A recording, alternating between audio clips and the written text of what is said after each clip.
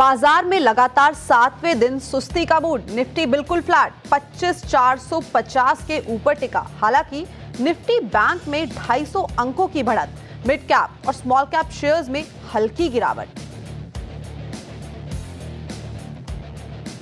बांग्लादेश पर अमेरिकी टैरिफ से टेक्सटाइल शेयर्स में तेजी। आज का बिग स्टॉक गोकुलदास एक्सपोर्ट करीबन 5% दौड़ा। उधर केपीआर मिल्स और वेल्सपन लिविंग भी 3 से 4% मजबूत।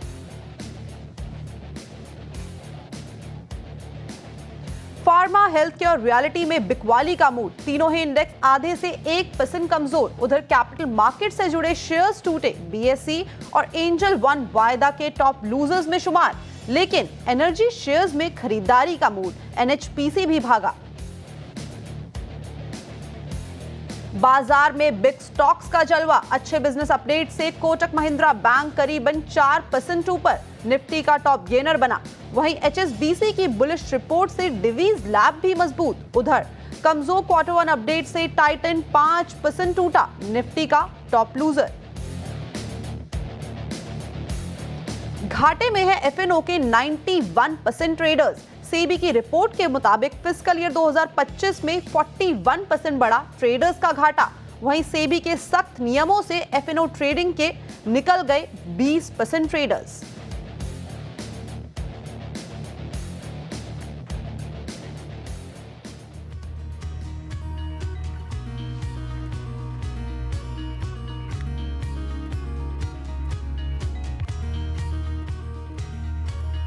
नमस्कार, मोतीलाल ओसवाल स्टूडियोज में आप सभी का स्वागत है। मैं हूं आपके साथ कंचन औटियाल। और अगर इस टाइम पे मार्केट की बात करी जाए तो मेजरली हमें मार्केट में इस टाइम पे कंसोलिडेशन का जो मूड है वो इस टाइम पे दिखाई दे रहा है।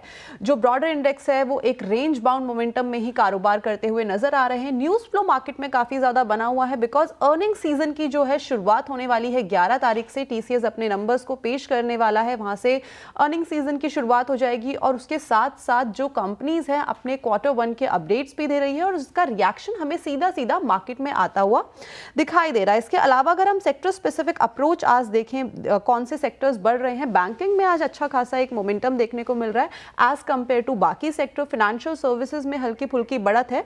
और इसके अलावा अगर हम डाउनसाइड की बात करें तो कंज्यूमर ड्यूरेबल्स में आज काफी ज्यादा हमें एक गिरावट का सिलसिला देखने को मिल रहा है। लेकिन मार्केट को अब और भी समझे आगे की बात करें उससे पहले बात कर लेते हैं बाजार के सबसे चर्चित और हॉट मुद्दे की। अमेरिकी दिग्गज ट्रेडिंग फर्म जेन स्ट्रीट पर सेबी के ऑर्डर ने पूरा बाजार में हलचल मचा दी है। तो हमने रिसेंटली देखा ही था सेबी के ऑर्डर से इंडियन मार्केट से जेन स्ट्रीट के करीब करीब 36,000 करोड़ से ज्यादा की कमाई का कच्चा चिट्ठा खुल गया है। सेबी ने जेन स्ट्रीट पर रोक के साथ 4,300 करोड़ रुपए से ज्यादा की रकम जब्त करने के आदेश दिए हैं। और आज हम आपको उस विसल ब्लोअर से मिलाने जा रहे हैं जिसकी चिट्ठी से सेबी को इस बड़े गोलमाल का भांडा फोड़ने वाले शख्स मयंक बंसल से सीएनबीसी आवाज के मैनेजिंग एडिटर अनुज सिंघल ने बात की है। आइए एक बार ये चंक देखते हैं।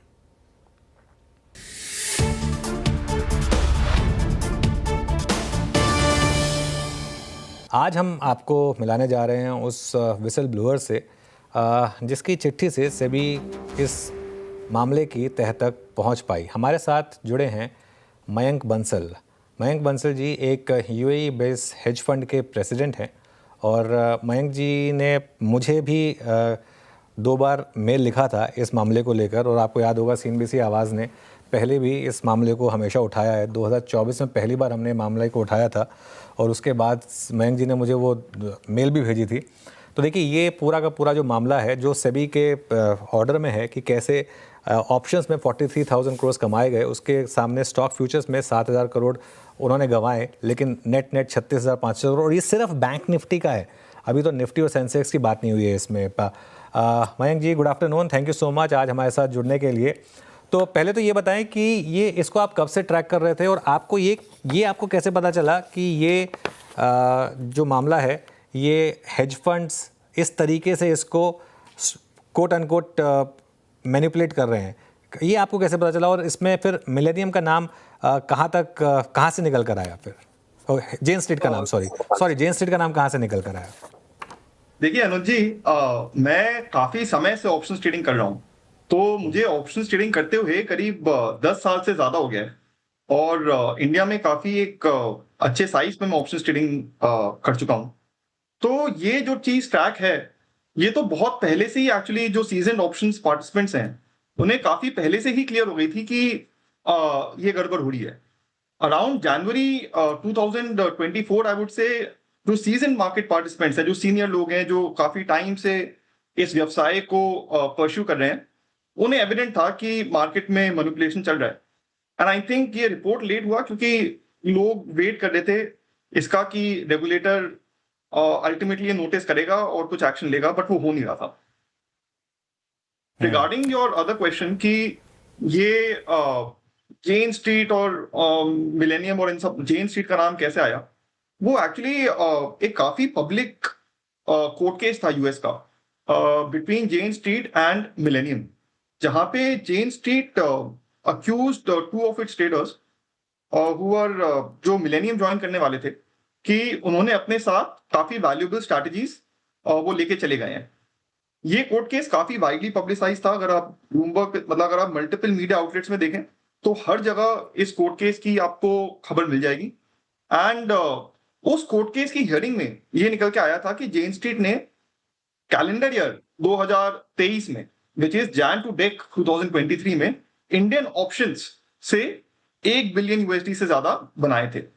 तो उस कोर्ट केस से और ये बहुत बड़ा अमाउंट है, तो उस कोर्ट केस से इस चीज पे स्पॉटलाइट पड़ी थी कि इंडीड उधर से कुछ गड़बड़ हो रही हो सकती है।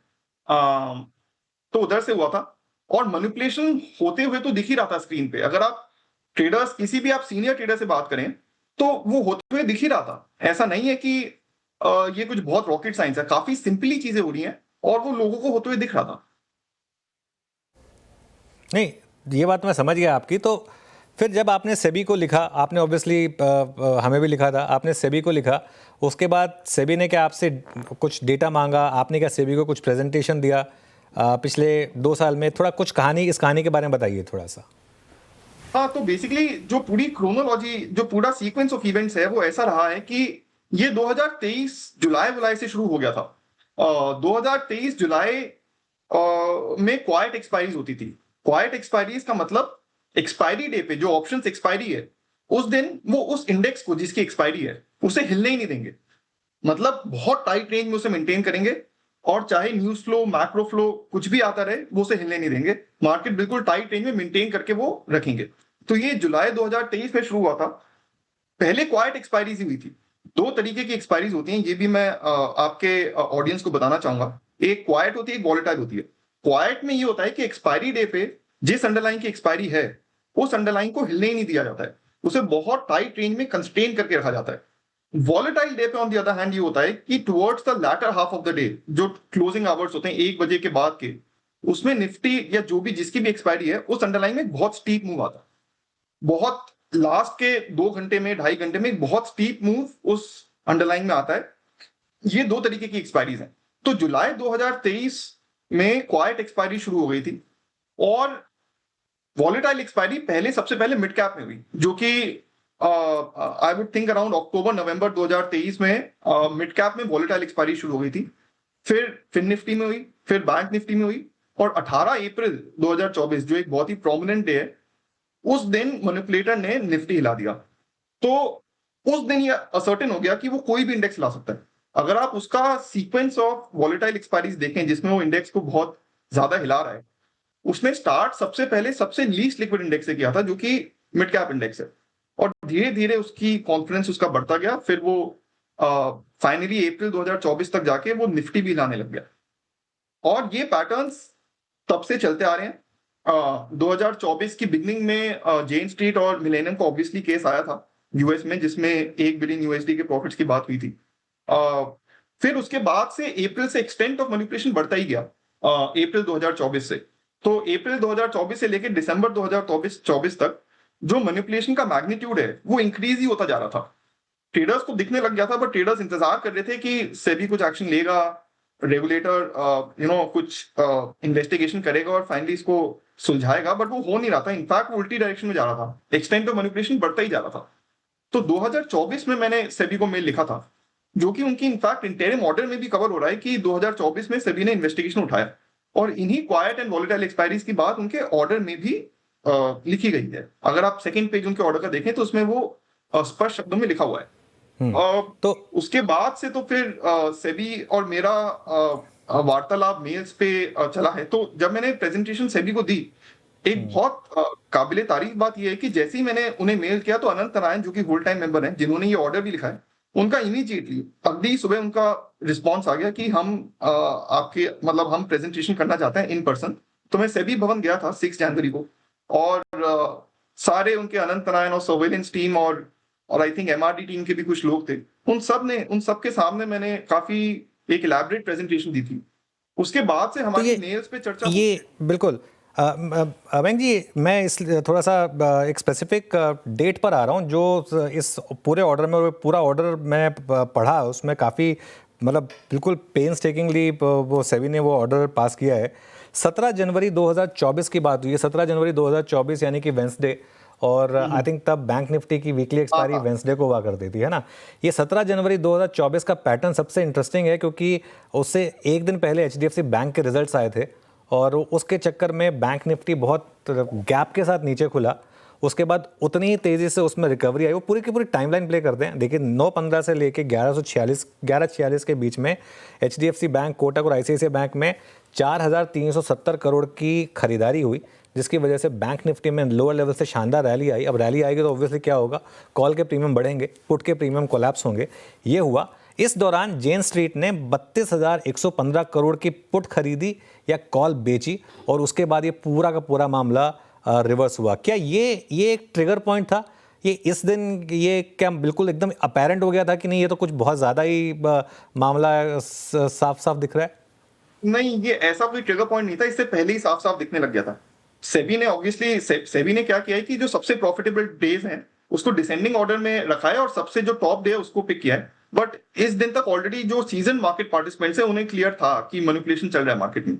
और जो आपने बताया वो बिल्कुल सही बताया। तो मैनिपुलेशन का मॉडस ऑपरेंडी यही है कि आप डेरिवेटिव्स में बहुत बड़ी पोजीशन बिठा लें और उसको बेनिफिट करने के लिए, जो डेरिवेटिव्स मार्केट इंडिया का बहुत लिक्विड है, बहुत डीप मार्केट है, उसको उसमें आप बड़ी पोजीशन बिठा लें और उसको प्रॉफिटेबली एंड करने के लिए कैश को आप अपने हिसाब से मैनिपुलेट कर दें, जिसमें कैश में आपका थोड़ा सा नुकसान हो सकता है खरीदने बेचने में, बट जो आपकी डेरिवेटिव्स पोजीशन है उसमें आपका उसका मल्टीपल कई गुना उसका आपका उस अपनी डेरिवेटिव्स पोजीशन में बन जाएगा vis-a-vis the loss which you suffered in the cash position. नहीं बिल्कुल। अच्छा, ये एक इंटरेस्टिंग चीज़ जो आपने इसमें ऐड की कि ये स्टार्ट जो हुआ था उसका मिड कैप सेलेक्ट से हुआ था। मुझे याद है अच्छे से, मैंने ज़िंदगी में कभी मिड कैप सेलेक्ट बात नहीं की थी, लेकिन उसकी एक्सपायरी आ गई थी और उसके बाद सबसे पहले तो आपको लग रहा है वो एक ट्रायल केस था, पहले वहाँ पे ट्रायल हुआ, अब जब देखा कि वहाँ पे हो रहा है तो उसके बाद फिर निफ्टी पे, फिर बैंक निफ्टी पे, फिर निफ्टी पे लिक्विडिटी इंक्रीज होती है। बेसिकली मैनिपुलेटर भी कोई है अगर तो उसे पहले अपने ऊपर उतना कॉन्फिडेंस नहीं होगा कि मैं निफ्टी हिला पाऊंगा कि नहीं, तो सीधा अगर किसी बंदे को ये क्राइम या क्रिमिनल चीज करनी है तो वो सीधा सबसे बड़े इंडेक्स से शुरू नहीं करेगा। वो सबसे पहले अपनी थोड़ा ट्रायल एंड एरर बेसिस पे एक टेस्टिंग करेगा कि मैं क्या मिड कैप को हिला पा रहा हूं। अगर वो मिड कैप को हिला पा रहा है फिर वो धीरे धीरे बड़े इंडेक्सेस पे जाने लग जाएगा। तो ये वॉलेटाइल एक्सपायरी का स्टार्ट था मिड कैप से। क्वाइट एक्सपायरी वो सब में जुलाई 23 से ही करा रहा था, जिसमें आप ऑप्शंस बेच देते हैं, जबरदस्त तरीके से बेच देते हैं। ऑप्शंस का एक पैरामीटर होता है इंप्लाइड वॉलेटिलिटी, जो कि ये कन्वे करता है कि ऑप्शन कितना सस्ता या महंगा है। तो क्वाइट एक्सपायरीज पे इंप्लाइड वॉलेटिलिटी जो एक मेजर है कि ऑप्शन कितना सस्ता या महंगा है, वो बिल्कुल गिर जाती थी। मतलब कि ऑप्शन बहुत ही ज्यादा सस्ता है, बिल्कुल सस्ते हो जाते थे। बट उसके बाद थ्रू द डे देखा यह जाता था कि मार्केट को बिल्कुल ही हिलने नहीं दिया जाएगा। तो जिसने भी वो ऑप्शंस इतनी अग्रेसिवली सेल किए हैं वो मतलब इतना बिजार आईवी हो जाता था। मतलब आप ऐसे समझिए कि मतलब कोई लेट्स से घर है जो कि करोड़ों में बिकते हैं, वो कुछ 10,000 में बिक रहा है, ऐसा हो जाता था उसका। मतलब इतनी चीप हो जाती थी जो इंप्लाइड वॉलेटिलिटी थी, जो कि एक इंडिकेशन है कि ऑप्शन कितने सस्ते या महंगे। और latter half of the day में फिर वो हिलने ही नहीं देता था मैनिपुलेटर, वो इंडेक्स को बिल्कुल एक सटीक रेंज में बना के रखता था ताकि वो जो उसने ऑप्शंस बेचे उसका सारा पैसा वो बेसिकली खा जाए। तो ये तरीका था क्वाइट में। वॉलेटाइल जो दूसरा टाइप ऑफ एक्सपायरी है उसमें वो ये करता है कि वो एक डायरेक्शन पे, वो उसके ऊपर है कौन सी डायरेक्शन, नीचे की तरफ या ऊपर की तरफ, वो एक डायरेक्शन में ऑप्शंस खरीदता जाएगा। सुबह जब 9:15 बजे दिन शुरू होगा तब वो एक डायरेक्शन में 9:15 से लेके 12 बजे तक, 1 बजे तक, 2 बजे तक वो एक डायरेक्शन में खरीदता जाएगा। लेट्स से उसने ऊपर की साइड सिलेक्ट की है तो वो कॉल्स खरीदता जाएगा, एट द मनी कॉल और out of the money call, deep out of the money call, ये सब वो खरीदता जाएगा। जब क्योंकि वो इतनी जबरदस्त और भयंकर खरीदारी कर रहा है तो वो जो इम्प्लाइड वॉलिटिलिटी है वो बिल्कुल ऊपर चली जाती थी। मतलब जो मेजर है कि कितना महंगा है ऑप्शन, मतलब दिख रहा था कि कोई ऑप्शन बिल्कुल अटपटे दामों पे खरीद रहा है। आप ऐसे समझिए कि एक बॉटल ऑफ वाटर जो कि टिपिकली आपको 20 रुपए की कहीं कहीं मिलेगी, वो आप समझिए 20,000 की चल रही है, बिल्कुल ही ऑब्सीन हो जाता था। तो वो खरीदता जाता था वॉलेटाइल एक्सपायरी में ऑप्शंस को। लेट्स से उसने कॉल्स खरीदते गया और एक बार उसने खरीदारी कर ली, फिर जो latter half of the day है, 1 बजे के बाद का पीरियड, उसमें वो कैश और फ्यूचर बाय करके वो इंडेक्स को भगाता था ताकि वो जो सारे उसने कॉल्स खरीदे हैं वो सारे इन द मनी एंड हो जाए और उसका बहुत बहुत जबरदस्त प्रॉफिट हो जाए। मयंक जी, इसमें एक चीज़ जो ऑब्वियसली सेबी को भी प्रूव करनी होगी, क्योंकि आप खुद एक हेज फंड के प्रेसिडेंट हैं, इसमें इशू सारा ये आएगा कि चलिए ठीक है, इसको आप ये कह सकते हैं कि एक सिस्टम का फ़ायदा उठाया गया, लेकिन इसमें कुछ इलीगल हुआ या नहीं हुआ, इसको लेकर अभी भी काफ़ी डिबेट है। बिल्कुल नहीं, बिल्कुल नहीं, ये इलीगल है। आप अच्छा, आपको कैसे थोड़ा एक्सप्लेन करिए। हाँ। सेबी का एक एक्ट है, prevention of fraudulent and unfair trade practices, फुटपा Okay. बोलते हैं उसे शॉर्ट पे। इसी के Okay. ये एक्ट एक लॉ की तरह इंप्लीमेंट करता है सेबी। तो काफी लोगों को ये लग रहा है कि इसमें बस मनी पावर है उनके पास और उन्होंने हिला दिया तो इसमें कुछ अनफेयर नहीं है, ऐसा बिल्कुल भी नहीं है।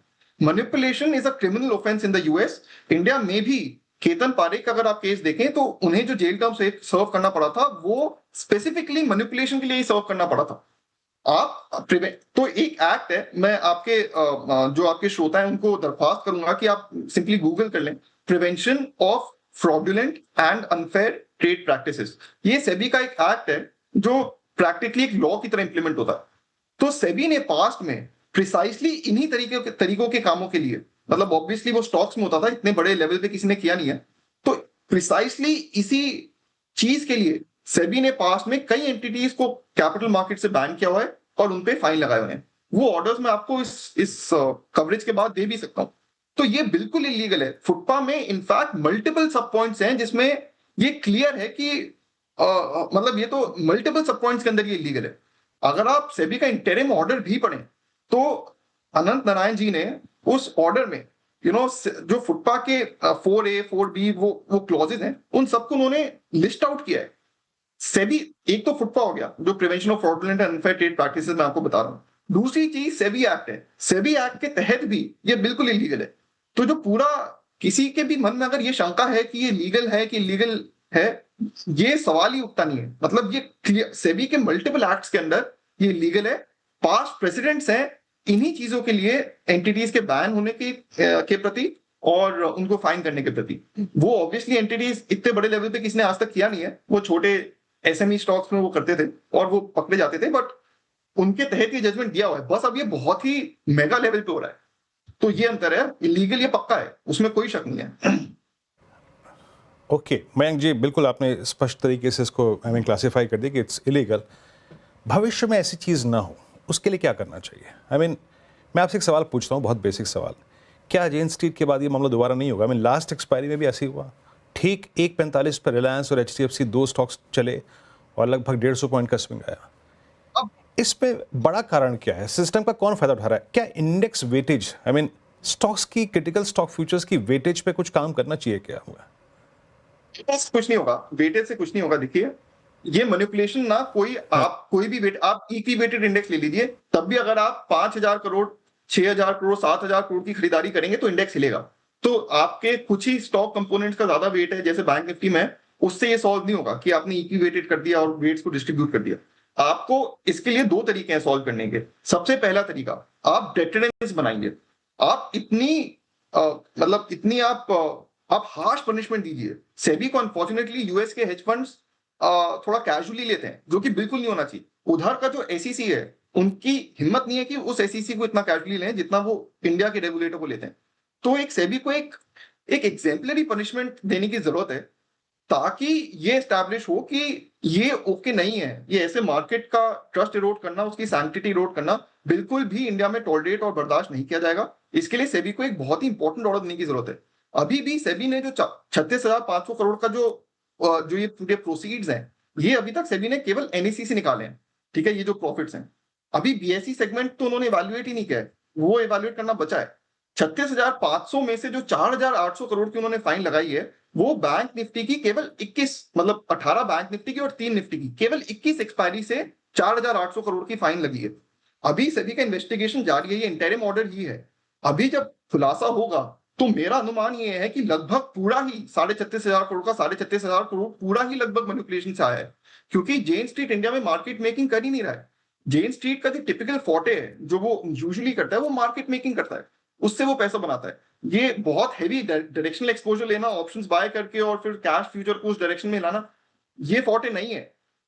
तो बहुत, और मार्केट में सबको दिख ही रहा है, तो सारे एंड्स टाई टुगेदर हो रहे हैं कि वो जो उसका इतना आउटसाइज्ड अमाउंट बढ़ा है, 36,500 करोड़ प्लस बीएसई का भी अभी सेबी को इवैल्यूएट करना है, वो 40,000 करोड़ क्रॉस कर जाएगा। वो लगभग पूरा ही अल्टीमेटली निकलेगा कि वो अनलॉफुली गॉटन है। इसके लिए सेबी को कड़ी से कड़ी सजा देनी चाहिए, और 40,000 करोड़ के इशू के लिए 40,000 करोड़ का फाइन लगाना बिल्कुल बिल्कुल जायज नहीं होगा। मैं आपको एक उदाहरण तौर पे ये बताऊंगा कि अगर आप लेट्स से ट्रेन में एक सिंपल सा, बहुत ही सिंपल और काफी बिनाइन उदाहरण देके मैं आपको बताऊंगा कि अगर आप ट्रेन में टिकट लेस ट्रैवल करें और आपको लेट्स से कोई कंडक्टर पकड़ लेता है और पकड़े जाने पे फाइन केवल टिकट की प्राइस है, तो ये तो कोई जस्टिस नहीं हुआ ना। अगर फाइन केवल टिकट की प्राइस है, फिर तो आप लिटरली इंसेंटिवाइज कर रहे हो कि आप टिकट लेस जाओ, क्योंकि अगर आप पकड़े नहीं गए तो बहुत अच्छा है। लो प्रोबेबिलिटी केस में अगर आप पकड़े गए तो आपको बस टिकट की प्राइस पे करनी है, तो ये तो आपको ऑलमोस्ट इंसेंटिवाइज कर रहे हो। तो ये बहुत लाजमी है कि सेबी केवल जो अनलॉफुली गॉटन गेन्स है केवल उन्हीं को इंपाउंड ना करे, बल्कि उसका एक मल्टीपल इंपाउंड करे, ताकि ये ताकि नेगेटिव ट्रेड हो, अगर कोई भी ये फ्यूचर में सोचे। नहीं तो अगर वो नहीं करेगा तो जब तक नहीं पकड़ा गया तब तक अच्छा है। अगर जेन स्ट्रीट ने लेट्स से 6 महीने पहले ये बंद कर दिया होता, तो बस उसने जो भी पैसे थे वो अपने अनलॉफुली बना लिए होते और उसका पैसा बन गया होता। बट मतलब वो हो सकता था ना, इसीलिए फाइन प्रोसीड के अमाउंट से ज्यादा होना बहुत जरूरी है, और इसे बहुत ही गंभीरता से लिया जाए ताकि डेटेंट की तरह एक्ट करे। ये नंबर 1 एक तरीका है। इसी तरीके में अगर आप यूएस के जजमेंट्स देखें एसईसी के, तो बहुत बड़े बड़े ट्रेडर्स ने लॉन्ग जेल टर्म सर्व किए हैं क्रिमिनल प्रोसिक्यूशन के अंडर। अगर आप एग्जीक्यूटिव्स ऑफ एनरॉन, इन सब कंपनीज को भी देखें, वो सब ने जेल टर्म सर्व किए, तो एक क्रिमिनल प्रोसिक्यूशन का केस है और इंडिया की एक्सट्रेडिशन ट्रीटी भी है यूएस के साथ। तो ये एक तरीका है। दूसरा तरीका ये है कि सेबी ने स्पेसिफिकली मेरे हिसाब से अनंत नारायण जी ने एक ग्रॉस और नेट डेल्टा एक्सपोजर की लिमिट्स निकाली थी करीब फरवरी में। वो इन्हीं चीजों को प्रिवेंट करने के लिए निकाली थी, intraday gross and net delta exposure limits. अब हुआ क्या कि उसके बाद एक एफआईए करके बॉडी है जिसका रिप्रेजेंटेशन आया कि हम इन लिमिट से सहमत नहीं है, और उन्होंने अपना रिप्रेजेंटेशन दिया। वो एफआईए जो बॉडी है, that is a body comprising the very interests of इन्हीं फर्मों के, जेन स्ट्रीट एक्सेट्रा, उन्हीं फर्मों के इंटरेस्ट वो बॉडी रिप्रेजेंट करती है। तो जो भी है, अल्टीमेटली वो लिमिट्स पास नहीं हुई, basically those limits didn't go through, and वो अगर आप डेटेंट भी, मतलब या तो आप लिमिट्स टाइट रखिए जिससे ये हो ही ना पाए, जैसे ही कोई करे वो आपके सिस्टम पे फ्लैग हो जाए। अगर आप लिमिट्स नहीं लगा रहे फॉर वट एवर रीजन, जैसे सेबी ने अभी फरवरी में प्रपोज किया था, पर अल्टीमेटली उन लिमिट्स के साथ वो आगे गया नहीं, तो अगर आप वो लिमिट्स नहीं लगा रहे तो आपको एक बहुत ही पावरफुल डेटेंट क्रिएट करना पड़ेगा कि अगर आपने किया और आप पकड़े गए तो आपका हार्शेस्ट पनिशमेंट होगा। ओके, चलिए, अच्छा लगा आपसे बात करके। एक आखिरी सवाल, क्योंकि आप खुद एक हेज फंड चलाते हैं, क्या अब थोड़ा सा एक पता चल जाता है देखकर कि कौन सी एक्सपायरी क्वाइट होने वाली है, कौन सी एक्सपायरी ट्रेंडिंग होने वाली है? क्या एक नॉर्मल ट्रेडर उसका अब फायदा उठा सकता है क्या? कि क्योंकि जैसे कहते हैं ना, if you can't beat them join them. तो ये हो रहा था अनुज सिंघल जी, अगर आप मेरे साथ 2 घंटे बिताएंगे तो मैं आपको सिखा दूंगा कैसे आइडेंटिफाई करना है, आप भी यही करने लग जाएंगे। तो लोग नहीं, हमारे नहीं, मुझे सीखने की जरूरत नहीं है, मैं तो चाहता हूँ कि मेरे व्यूअर्स सीख जाएं। मतलब मैं तो खैर वैसे भी सब करते हैं, तो व्यूअर्स सीख जाएं तो वही मेरे लिए काफी अच्छा होगा। तो ये काफी आसान चीज है, इसमें कोई बड़ी बात नहीं है। हुआ क्या था कि मतलब जो भी मैनिपुलेटर था, मोस्टली सेबी को जेन स्ट्रीट लग रहा है, तो हुआ क्या था कि जब वो आईबीज गिर जाती है ना, आईबीज अगर सुबह से गिरने लग जाती हैं और वो गिरती ही जाती हैं, और वो जो घर का मैंने एग्जांपल लिया, जो करोड़ों में बिकते हैं घर जनरली, वो आपके जब 2 लाख में 1-2 लाख में बिकने लग जाते हैं, तो समझ आ जाता है कि कोई जानबूझ के उन्हें ऑप्शंस को बेच रहा है। वो ऑप्शन को बेच क्यों रहा है? क्योंकि लास्ट हाफ एन आवर में वही मार्केट को हिलने नहीं देगा, वो बिल्कुल रोक देगा उसे जहां पे वो है वहीं पे। तो लोग क्या करने लग गए थे कि उसको फॉलो करने लग गए थे। मतलब जब उन्हें आईवीज गिरते हुए दिखती थी, जो एक मेजर ऑफ एक्सपेंसिवनेस ऑफ ऑप्शन है जैसे मैंने अभी बताया, तो वो भी ऑप्शन बेच देते थे और वो भी बेसिकली मैनिपुलेटिंग एंटिटी करा दी कि इनका पैसा बन जाएगा। सिमिलरली तो क्वाइट एक्सपायरीज में लोग पार्टिसिपेट करने लग गए थे, फ्रंट रन करने लग गए थे मैनिपुलेटर को। क्योंकि क्वाइट एक्सपायरीज में लोग फ्रंट रन करने लग गए थे, इसीलिए मैनिपुलेटर को वॉलेटाइल एक्सपायरीज क्रिएट करानी पड़ी, ताकि वो लोगों को एक गेसिंग गेम में फंसा दे कि कभी क्वाइट होगी कभी वॉलेटाइल होगी। वॉलेटाइल में वो क्या करता है कि वो क्योंकि ऑप्शंस खरीदता है, तो जो ऑप्शंस का जो महंगापन है वो बढ़ता ही जाता है, वो थ्रोट बढ़ता ही जाता है। और फिर इस केस में क्या करते हैं लोग कि लोग कॉल और पुट दोनों खरीद लेते हैं कि आप दोनों तरफ, अब वो जहां भी लाएगा इन लोगों का अच्छा बढ़िया पैसा बनेगा, क्योंकि उन्हें दिख रहा है कि कोई जबरदस्ती बिना किसी रैशनल के, बिना किसी लॉजिक के ऑप्शंस खरीदता जा रहा है। तो उन्हें पता है, क्योंकि लोगों को पता है ना कि मैनिपुलेटर है, तो उन्हें पता है कि लास्ट के 2 घंटे में एक तेजी या मंदी का स्टीप मूव आने वाला है, तो वो कॉल और पुट दोनों खरीद लेते हैं ताकि किसी भी तरफ आए तो उनका फायदा हो जाए। तो ये दिखता है लोगों को, और लोग उसे फ्रंट रन करने लग गए थे क्योंकि उन्हें पता था मैनिपुलेटर है। और इस पूरे चक्कर में मार्केट अपने फंडामेंटल से बिल्कुल ही हिल गया था, पूरा करप्ट हो गया था मार्केट। बिल्कुल। चलिए, होपफुली अब थोड़ी सी वीकली एक्सपायरीज जो कम हुई हैं उससे थोड़ा सा एक फ़र्क पड़ेगा। और थैंक यू सो मच मेंग जी, आज आपसे बात हुई। और जैसा आपने बोला, आपने पहले भी मुझे कई बार डेटा भेजा था, और मुझे खुशी है इस चीज़ से कि फाइनली एक आम दर्शक, वैसे आप एक हेज फंड प्रेसिडेंट हैं, लेकिन फिर भी मैं आपको एक आम दर्शक की ही यहाँ पर एक संख्या दे रहा हूँ। उन्होंने इस चीज़ को नोटिस करा, उन्होंने सेबी को लिखा, और सेबी ने भी उस चीज़ का संज्ञान लिया, और उसके बाद एक इतना बड़ा ऑर्डर निकाला। तो जैसे कहते हैं ना कि अगर आप करना चाहें तो एक अकेला इंसान भी कर सकता है काफ़ी कुछ। तो थैंक यू सो मच, और आगे भी हम होपफुली आपसे इन मुद्दों पर आगे बातचीत करेंगे। आज आवाज़ के साथ जुड़ने के लिए बहुत बहुत शुक्रिया। Thank you.